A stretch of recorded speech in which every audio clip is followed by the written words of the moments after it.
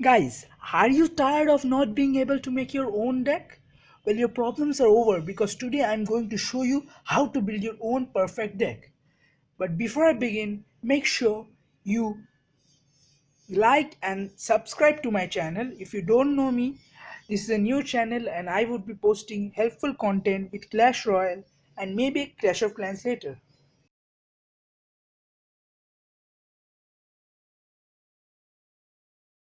So the first step will be the principle. When you know the stats of your favorite cards, you can easily create a principle like how you decide to do the damage on the tower of the opponent. So you choose the cards of your principle and you decide how you are going to use it. What I mean by the principle is the right combination of the really offensive cards as well as some other cards that will help the offense and will get you some good damage on the opponent's tower. So here are a few examples of how you build up a principle. I would say that you remember certain points before building up your principal combination.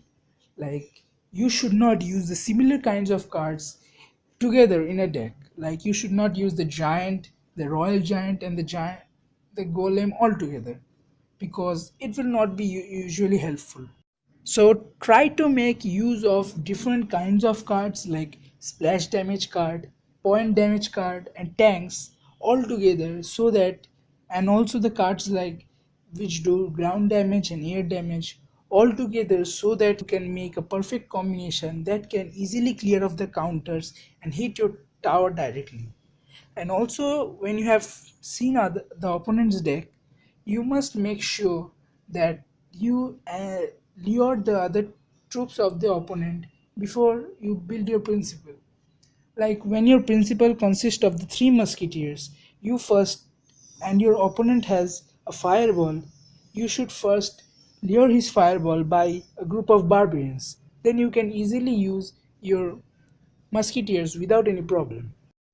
So I think now you have understood how you build a principle. And have you not subscribed yet? Well, make sure you subscribe and like this video because more and more powerful content is coming on its way. Don't consider spells in this principle because they have a separate space.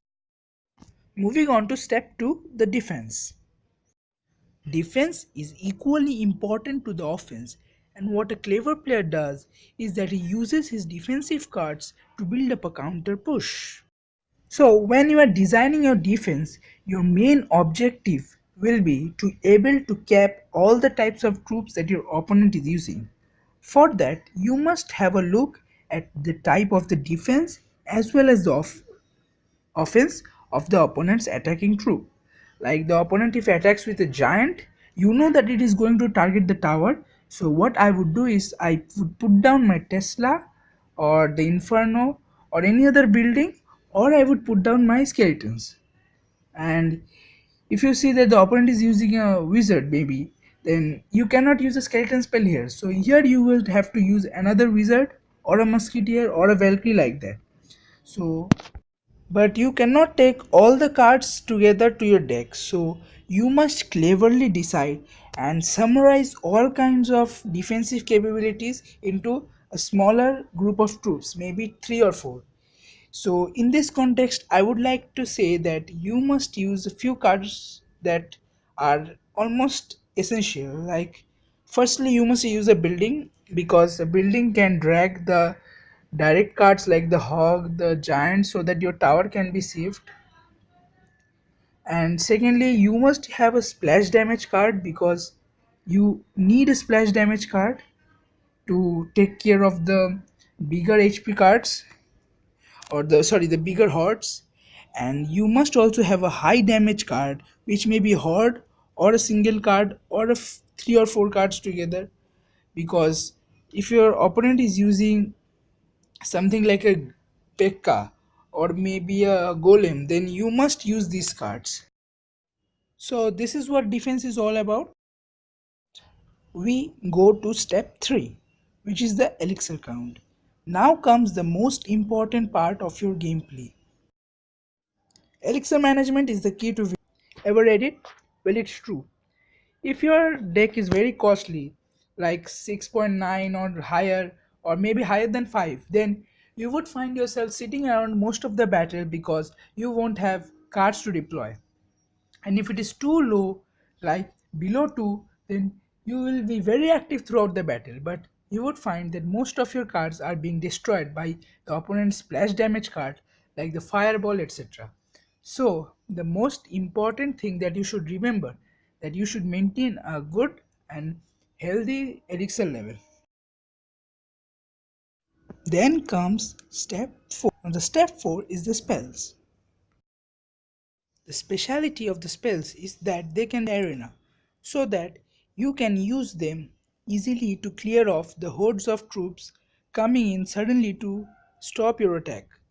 And you can see some spells are there, and out of it I would say that you must use mainly two cards or two types of spells in the beginning. Like, firstly you should use the cards like the fireball and those cards which can do high damage on the tower and also the smaller area. And you should use another type of card which is the like or the arrow like, which can clear the hordes of troops and has a shorter time. These are the basic cards. Progress through the game, you would come across many more and better cards and more versatile cards. So then you could decide how to use them. Moving on to the final step, which is the overview. So when you have created your deck, it is very important that you take a look at your deck and see whether your deck has certain attributes that are very important for your game. Like, firstly, you must take a look that your deck has both the balance of air and ground cards, so that you can do both air and ground damage when and wherever required. Secondly, you must take a look that your deck has the correct division of melee and range cards, because if you don't have melee and range cards divided, like if you have both of them together, then you would not be able to withstand the attack of your opponent. Well, like the tank will not do its function, because if a giant is accompanied by a skeleton army maybe, then they can be damaged by the wizard. So but when a giant is occupied by a musketeer, then the damage will be taken by the giant and the musketeer would be saved. So you must maintain this balance also. So guys, now your deck is ready and you can use it in battle. The more you play with the deck you made, the more you become comfortable with it and the more is the winning percentage of yours. So I have made many decks and I am using them and I am very comfortable with them. And I did not find much videos in this idea. I found people making videos on specific decks, but I felt that you should know the basic to make any deck. So I shared it with you. So guys, hope you enjoyed the video. So go ahead and make your own decks and make sure to comment them in the section below, and don't forget to like this video and subscribe to my channel. This is a new channel and I promise you that I would be bringing out more better and good videos that would be helpful to you in Clash Royale. So thank you.